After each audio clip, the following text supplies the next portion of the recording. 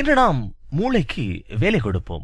முதலில் ஒரு உண்மை சொல்லியாகணும். நீங்கள் உங்களின் மூளையின் 10% தான் பாவிக்கிறீர்கள். பாவிக்கப்படாமலே மூளையின் 90% மிஞ்சி கிடக்கிறது என்று உங்களிடம் சொல்லப்பட்டிருக்கும். அது பொய். நீங்கள் மொத்த மூளையையும் பாவித்துக் கொண்டுதான் இருக்கிறீர்கள். உங்கள் மூளையின் அத்தனை பகுதிகளும் அநேகமான நேரங்களில் தொழிற்பாட்டில் ஈடுபட்டுக் கொண்டே இருக்கிறது.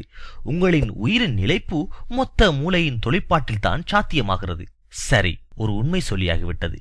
இனி மூளைக்கு வேலை கொடுப்போம். திரையில் தோன்றும் நிலப்படத்தை நன்றாக அவதானித்து நிலப்படத்தில் எத்தனை பந்துகள் காணப்படுகின்றன என கணக்கிட்டு உங்களால் சொல்ல முடிகிறதா? கணக்கிட்டு விட்டீர்களா? விட என்ன? 3 என நீங்கள் சொல்கிறீர்களா? அற்புதம், அதுதான் சரியான பதில். அது இலகுவான கேள்விதான்.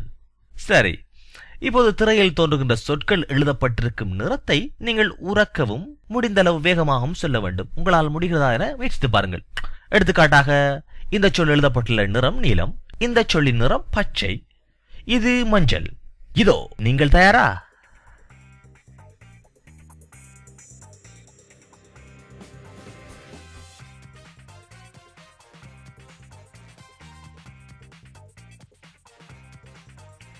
இப்போது சின்ன ஒரு மாற்றத்தோடு நீங்கள் மீண்டும் உங்களால் சொல் எழுதப்பட்டுள்ள எழுத்துக்களின் நிறங்களை விரைவாகவும் உறக்கவும் சொல்ல முடிகிறதா என பாருங்கள்.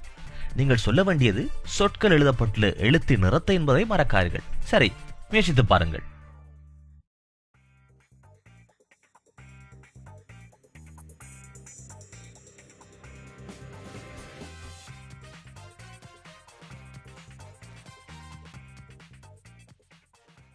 இந்த நிலையில் உங்களால் சொற்கள் எழுதப்பட்டுள்ள நிறத்தை சொல்ல முந்தைய எடுத்த நேரத்திலும் பார்க்க 50% அதிகமான நேரம் எடுத்திருக்கும்.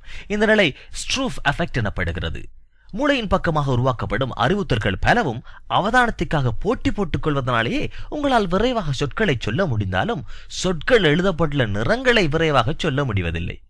கொஞ்சம் பொறுங்க, நான் ஏற்கனவே இந்த நிலப்படத்தில் எத்தனை பந்துகள் உள்ளன கேட்டிருந்தேன். நீங்களும் மிகச் சரியாக 3 என்று பதில் சொல்லியிருந்தீர்கள். ஆனால் இந்த நிலப்படத்தில் உள்ளவருக்கு மேலதிகமாக காதொன்று இருப்பதை அவதானித்தீர்களா? மீண்டும் பாருங்கள்.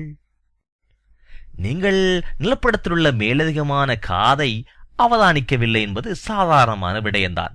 ஒரு விடயம் சார்பாக கண்ணும் மூளையும் அதிகமான கவனம் செலுத்துகின்ற நிலையில் மூளையின் பக்கமாக தூண்டல்கள் வருகின்ற போது உங்களுக்கு முன்னாலே இருக்கின்ற ஏனைய விடயங்களை அவதானிக்க முடியாத தன்மை தோன்றிவிடுகிறது. இதுதான் இன்அட்டென்ஷனல் பிளைண்ட்னஸ் என்ற கவனமின்மை குருடு எனப்படுகிறது. இந்த நிலை இருப்பதால் தான் எமது மூளையினால் முக்கியமான விடயங்கள் தொடர்பில் எமது கவனத்தை செலுத்தி காரியம் செய்ய முடிகிறது. இல்லாவிட்டால் மூளை அளவுக்கு அதிகமான விடயங்கள் தொடர்பாக தூண்டல்களை பெற்று குழம்பி போய்விடும். உளவியல் பேராசிரியர் பிரையன் ஸ்கூல், நாம் இருக்கின்ற எல்லா தகவல் தொடர்பாகவும் எமது கவனத்தை செலுத்த போனால் ஈற்றில் பக்கவாதம் கொண்டவராகி விடுவோம் என்கிறார். ஆக நாம் எதை காண வேண்டும் என்பதை பற்றிய புரிதலோடு விடயங்களை முதன்மைப்படுத்தி தருகின்ற காரியத்தை நமது கண்ணும் மூளையும் அற்புதமாக செய்கின்றன. நீங்கள் பார்ப்பதில் அல்ல, நீங்கள் காண்கின்ற விடயங்கள் பற்றியதான தெளிவுதான் உங்களிடம் தோன்றுகிறது. இந்த காணொளி பிடித்திருந்தால் லைக் செய்யுங்கள், உங்கள் நண்பர்களோடு பகிர்ந்து கொள்ளுங்கள். நாளும் மதுநுட்பம் மேலோங்க புதுநுட்பம் யூடியூப் சேனலை சப்ஸ்கிரைப் செய்யுங்கள். அடுத்த காணொளியில் காணும் வரை நன்றி, வணக்கம்.